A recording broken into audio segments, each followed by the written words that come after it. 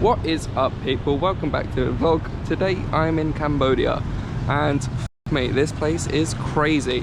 We're trying to buy a drink and here the money they use is real, but they actually use dollars as well.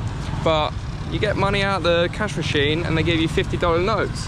So then you go to the shop to buy stuff with a $50 note, and what happens? No one's got change for a $50 note. So you can have as much money as you want, but you can't bloody spend it. It's a serious problem, and everything's so expensive as well. It's kind of crazy, to be honest. Like, you'd think that a country like this would be cheap. No, like maybe things in the shop aren't cheap, right? But like, you know, in Thailand, you want to go to an attraction, a temple, whatever, 200 baht, 300 baht, 400 baht maybe. Here, it's like $37 or like $20. Hello.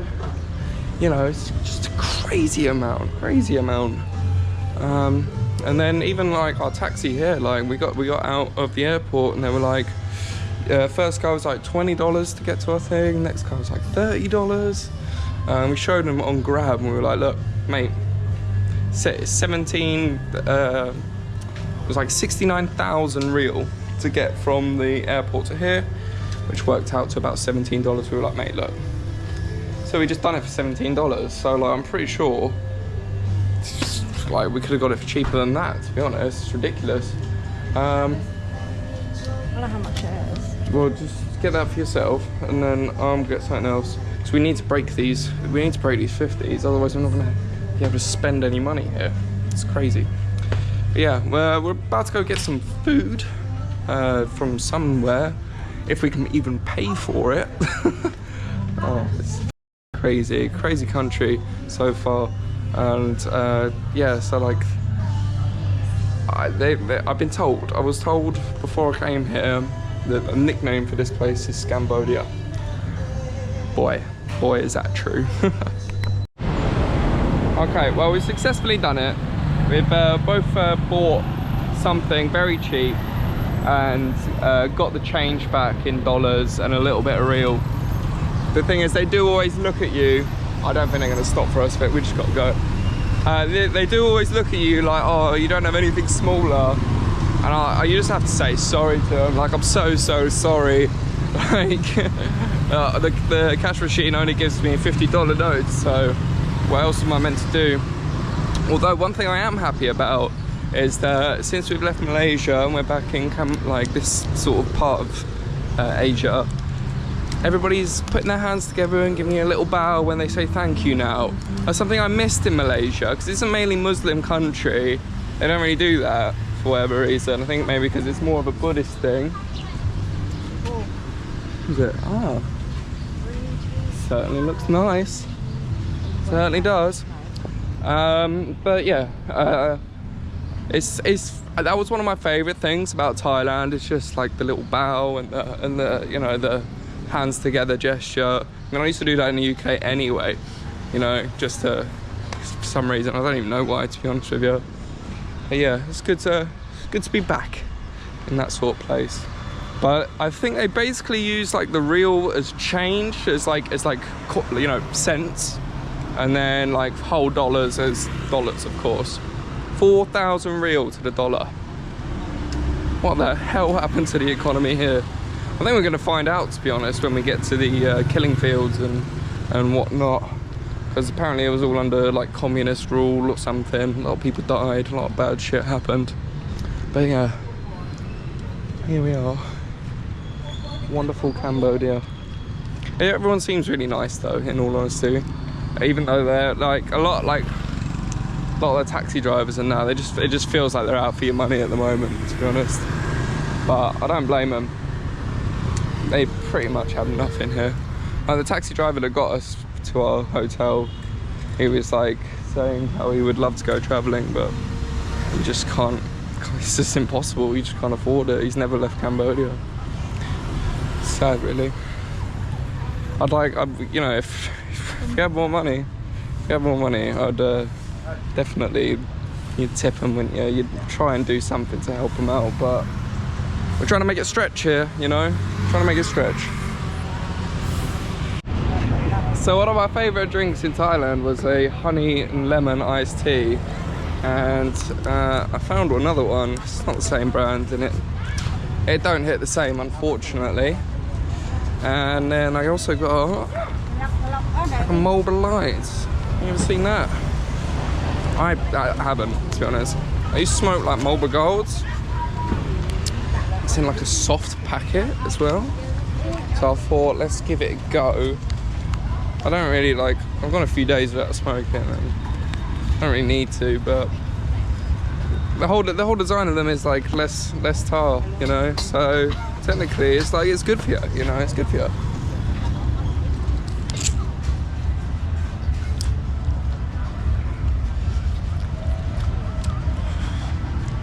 Certainly is light. Down by the river. Well, needless to say, the night markets do not compare to Thailand.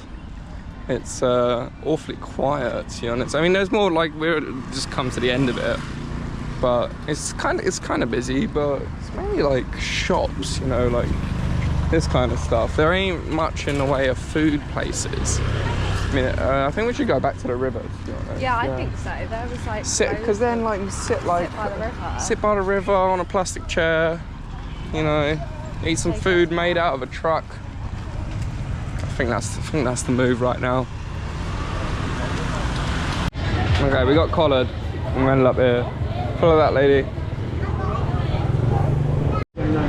Sorry, start without you. I got a mok, which is a Cambodian dish, classic Cambodian dish with fish. Victoria got the Cambodian curry. Thank you. And I just had my first bite and it is delightful. I have to say, it's very, very nice. And the beer as well. I think this equates to about 37 pence. Stunning, very good beer. And the rice comes in a little heart shape. Bit of love.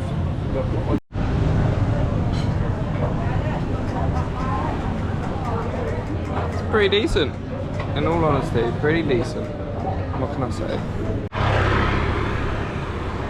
I have to say, it's pretty beautiful here. Like, Siam Reap is definitely a very pretty city. I haven't seen all of it yet, but it's just a lot of nice places, you know, a lot of nice looking places, nice shops. I haven't really spoke to you about what we've been doing. We've been in Kuala Lumpur, and I didn't film anything while we were there. Simply because, well, me personally, I didn't do too much while I was there. I just slept and, yeah. And spent a bit of time out in the night time, you know, just having a look around. That city is beautiful at night. It was a lot more expensive than Langkawi, but Langkawi gets like special treatment, you know. Langkawi is like, it's duty free there, so you don't have to pay tax on the alcohol. Whereas everything in the city in Kuala Lumpur, and I think for the rest of Malaysia, yeah, that was all like taxed heavily. So yeah, you found that like it was a fairly expensive place to be, but Kuala Lumpur is a very pretty city. They didn't have stuff like this though, but they had huge buildings with light shows. Stunning. I mean, I should have filmed some of it really, but I didn't. It's what it is. Took a few days off, what can I say? But yeah, we're just walking back to the hostel now. It's all a bit of a debate at the moment, what to do tomorrow, you know? Because there's a tour with our hostel where they take us to Angkor Wat to see the sunrise. However, we leave at 4:30 in the morning. I think that's an absolute stretch. I think even Victoria is questioning whether it's a good idea or not. And it costs like $15 as well, you know, per person. And a grab there is like, equates to like about $3. So I'm thinking we just wake up maybe 9:30, head there, get on a tuk-tuk. But even when we go there, it's $37, right, to be able to go into the temple. But you have to pay for the access, like the fee to get in applies for every temple in all of Siam Reap. Good deal, right? But you're not going to be able to like get to all of them unless you book a tour on top of that. So this is why I'm like saying like we'd like it's kind of like Scambodia, you know, it makes sense.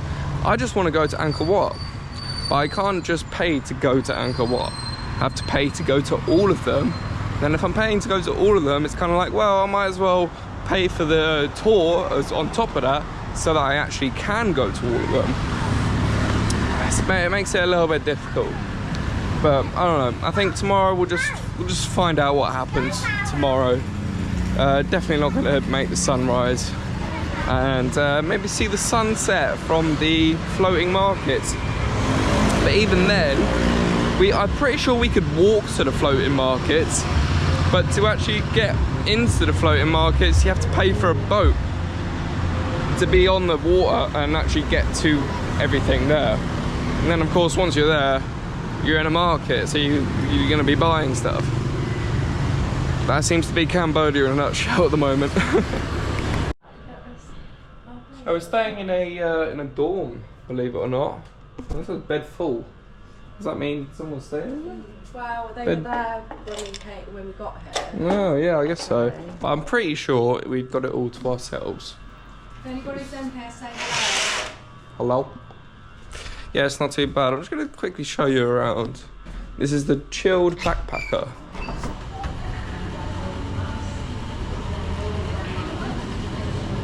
Cool. Little like bar area and that. It's quite nice, to be honest. Quite nice. Yeah. I'm going to end that one here. I don't really know how tomorrow it's going to turn out. I'm pretty sure we are going to go to Angkor Wat in the morning. But what after that? I don't know. We'll find out. But thanks for watching. Peace.